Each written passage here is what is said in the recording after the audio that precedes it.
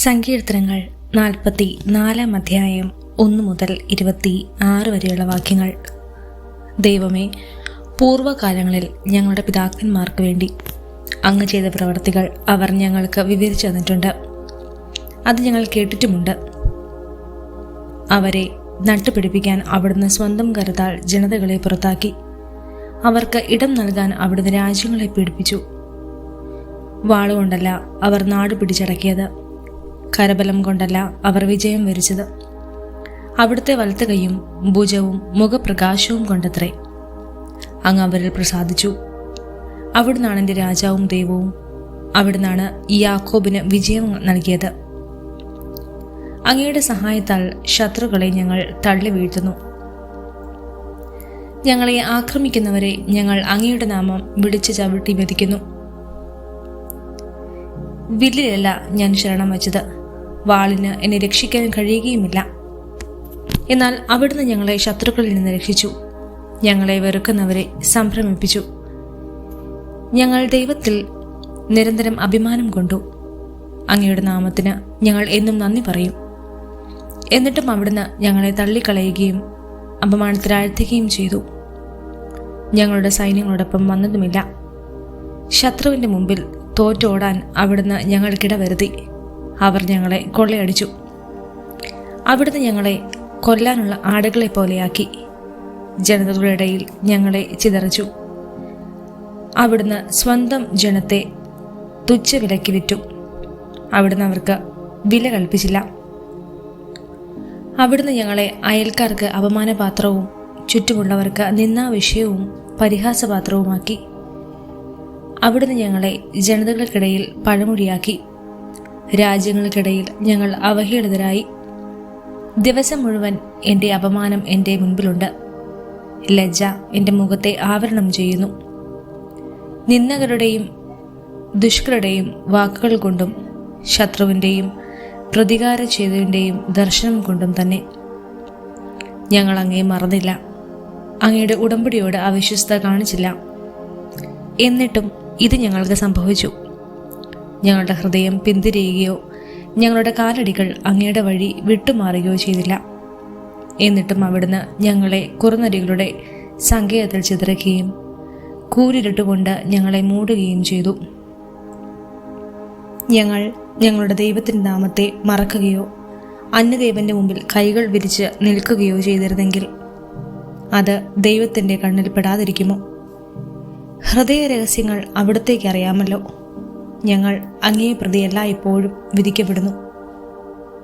അറക്കാനുള്ള ആടുകളായി ഞങ്ങൾ കരുതപ്പെടുന്നു. കർത്താവെ, ഉണർന്നെഴുന്നേൽക്കണമേ. അവിടുന്ന് ഉറങ്ങുന്നതെന്ത്? ഉണരണമേ. എന്നേക്കുമായി ഞങ്ങളെ തള്ളിക്കളയരുതേ. അവിടുന്ന് മുഖം മറയ്ക്കുന്നതെന്ത്? ഞങ്ങൾ ഏൽക്കുന്ന പീഡനങ്ങളും മർദ്ദനങ്ങളും അവിടുന്ന് മറക്കുന്നതെന്ത്? ഞങ്ങൾ പൂഴിയോളം താണിരിക്കുന്നു. ഞങ്ങളുടെ ശരീരം നിലം പറ്റിയിരിക്കുന്നു. ഉണർന്ന് ഞങ്ങളുടെ സഹായത്തിന് വരണമേ. അവിടുത്തെ കാരുണ്യത്തെ പ്രതി ഞങ്ങളെ മോചിപ്പിക്കണമേ. സങ്കീർത്തനങ്ങൾ 45 അധ്യായം 1 മുതൽ 17 വരെയുള്ള വാക്യങ്ങൾ. എൻ്റെ ഹൃദയത്തിൽ ഉദാത്തമായ ആശ്രയം തുടിച്ചു നിൽക്കുന്നു. ഈ ഗീതം ഞാൻ രാജാവിന് സമർപ്പിക്കുന്നു.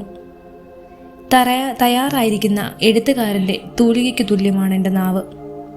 നീ മനുഷ്യ മക്കളിൽ ഏറ്റവും സുന്ദരൻ. നിന്റെ അധരങ്ങളിൽ വജോവിലാസം തുളുമ്പുന്നു. ദൈവം നിന്നെ എന്നേക്കുമായി അനുഗ്രഹിച്ചിരിക്കുന്നു. വീരപുരുഷ, മഹത്വത്തിൻ്റെയും തേജസ്സിൻ്റെയും വാൾ അരയിൽ ധരിക്കുക.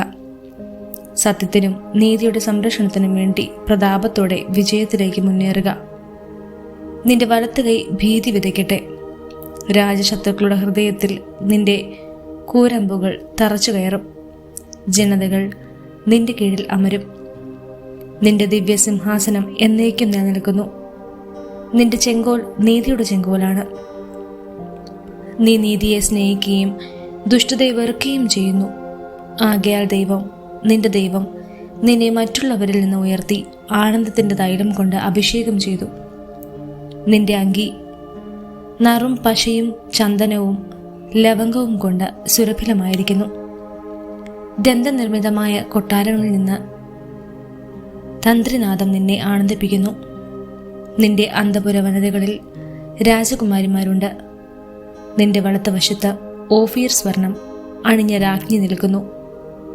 മകളെ കേൾക്കുക, ചെവി ചായച്ച് ശ്രദ്ധിക്കുക. നിന്റെ ജനത്തെയും പിതൃഭവനത്തെയും മറക്കുക. അപ്പോൾ രാജാവ് നിന്റെ സൗന്ദര്യത്തിൽ ആകൃഷ്ടനാകും. അവൻ നിന്റെ നാഥനാണ്, അവനെ വണങ്ങുക. ടയർ നിവാസികൾ നിന്റെ പ്രീതി കടാംശിച്ച് ഉപകാരങ്ങൾ അർപ്പിക്കും. ധനികന്മാർ എല്ലാവിധ സമ്പത്തും കാഴ്ചവയ്ക്കുക. രാജകുമാരി സ്വർണ്ണ കടലാസ് ചാർത്തി അന്തപുരത്തിൽ ഇരിക്കുന്നു. വർണ്ണശബളമായ അങ്കി അണിയിച്ച് അവളെ രാജസന്നിധിയിലേക്ക് ആനയിക്കുന്നു. കന്യകമാരായ തോഴിമാർ അവൾക്ക് അകമ്പടി സേവിക്കുന്നു.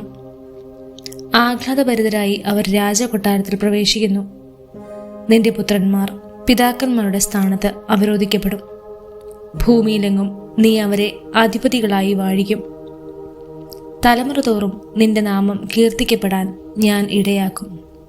ജനതകൾ നിന്നെ എന്നേക്കും പ്രകീർത്തിക്കും.